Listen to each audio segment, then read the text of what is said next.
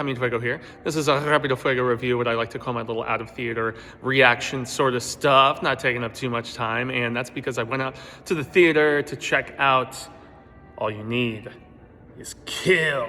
Yeah, so this is apparently a slightly different telling of the source material that began way back in 2004.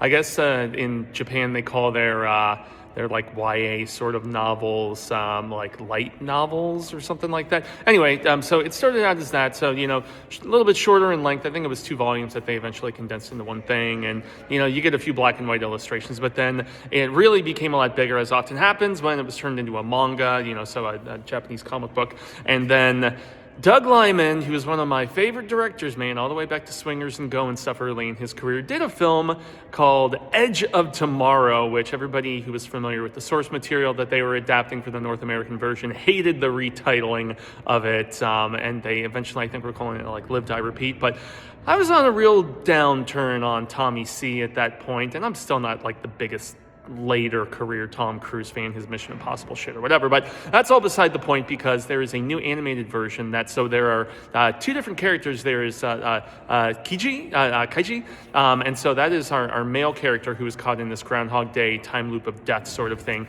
and then Rita. And so I guess as I was taking a peek as I was walking out of the theater, what this anime version did was switch the main focal point as far as like our protagonist, and like so Rita and Kichi were both in the source material and in like the manga and everything, and yet she wasn't like the main character, and in this one she definitely is. And so you've got this Daryl, as they call it, which is like this extraterrestrial, like plant-looking thing almost, that has come to Earth, and then the time loop starts when there are these like quartz spores that come out of it. And so Rita thinks that she is the only one in the time loop, and then, without getting into too much spoilery detail, Kichi, the male that she kind of becomes friends with and stuff, they both realize that they're in this together, and like 165 times, I think they say at one particular point and stuff. And so, I didn't absolutely love this particular style of Japanese animation.